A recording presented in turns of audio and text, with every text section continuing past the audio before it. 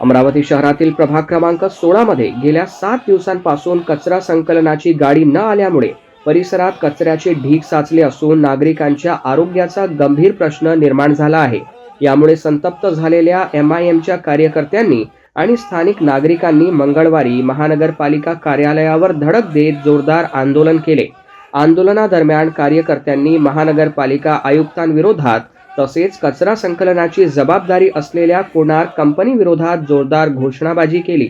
निषेध म्हणून आंदोलनकर्त्यांनी मनपा मुख्यालयात कचरा आणून आयुक्तांच्या दालनासमोर फेकला।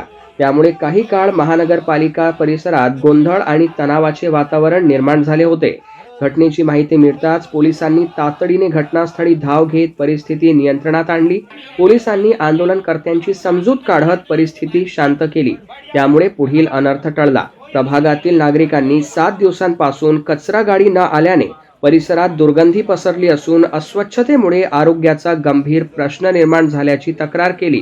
कचरा संकलनाची सेवा तातडीने सुरळीत करावी, अन्यथा आंदोलन अधिक तीव्र करण्यात येईल असा इशारा आंदोलनकर्त्यांनी दिला आहे।